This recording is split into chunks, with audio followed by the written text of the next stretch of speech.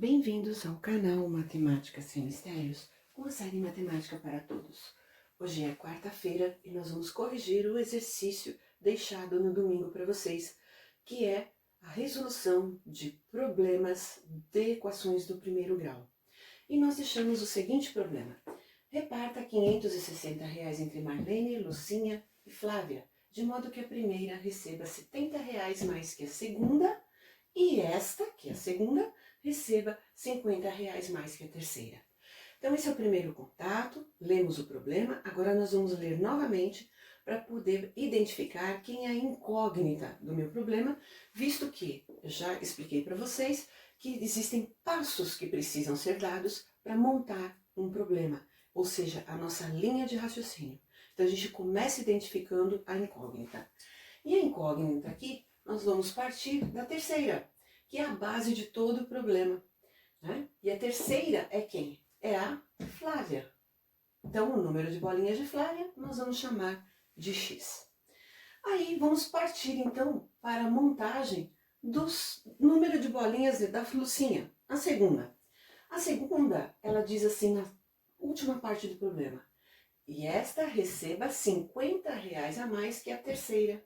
Então, a segunda, que é a Lucinha, ela vai receber R$ 50 a mais que a terceira, que é onde eu comecei a montar meu problema. Então, se a Flávia recebe X, a Lucinha vai ser X mais 50. Ok, já identifiquei qual é a incógnita da segunda pessoa. Bom, falta então identificar a da Marlene. A Marlene é a primeira pessoa. Ela recebe, olha lá. De modo que a primeira, que é a Marlene, ela recebe R$ 70 a mais do que a segunda. Então, se a segunda recebe X mais 50, então X mais 50 mais 70. Somando 50 com 70 dá 120. Então, ela recebe X mais R$ 120. Montamos o problema. Outro passo é identificar o conjunto universo desse problema, desse estudo que nós estamos fazendo, que é a ideia de repartir uma quantidade entre 3 pessoas. Se eu vou repartir uma quantidade de dinheiro entre 3 pessoas, eu já tenho esse dinheiro. Então ele é um valor positivo, um saldo que eu tenho. Sendo assim, esse número só pode ser positivo e se ele existe, ele não é zero, então está excluído do conjunto a ideia e a possibilidade de não ter nada para ninguém, né?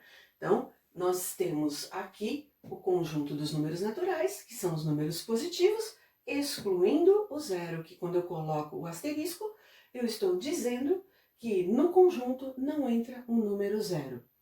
Perfeito! A equação do problema não é a soma das três, ó, da Flávia, da Lucinha e da Marlene, que dá 560, que nós comentamos logo no início? Sim. E qual é a quantidade da Flávia? É X. Qual é a quantidade da Lucinha? X mais 50. E qual é a quantidade da Marlene? X mais 120. Então, essas três quantidades dá 560. Vamos tirar isso tudo do parênteses. Fica X, X mais 50, X mais 120 igual a 560. Quantos X eu tenho aqui? 1, 2, 3X. Então, eu já fiz a conta. 3X. E eu tenho 50 mais 120. 50 mais 120 é 170. Como as incógnitas têm que ficar no primeiro membro e os números no segundo membro, nós usamos o princípio aditivo aqui. E ao usar esse princípio aditivo, o que eu faço? Eu subtraio 70 no primeiro membro e 170 no segundo membro. Ao subtrair essa mesma quantidade, o que acontece? Muda o sinal do 170, por isso que ele passou como menos 170. Então, usando na prática, mudou o membro, muda o sinal. Então, o 170 passou para o segundo membro como menos 170.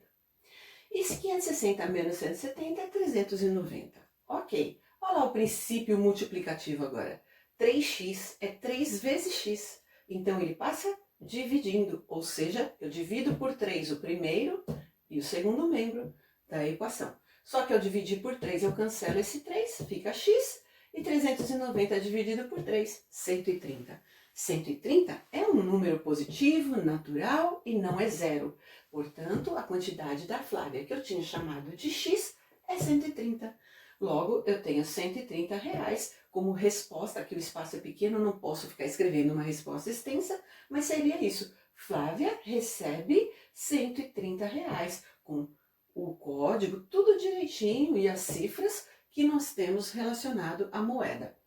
E a Lucinha, 130 mais 150, porque era a quantidade da terceira, mais 50, então 180. E a Marlene, que era o X mais 120, então é o 130 mais 120, R$ 250. Prontinho, resolvido o problema, corrigido. Se vocês tiverem alguma dificuldade, coloquem nos comentários.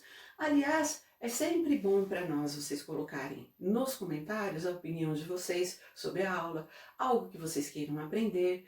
Fico no aguardo desse contato. É muito bom interagir com vocês. Curtam a aula e inscrevam-se no canal clicando no sininho para receber notificações de novas aulas.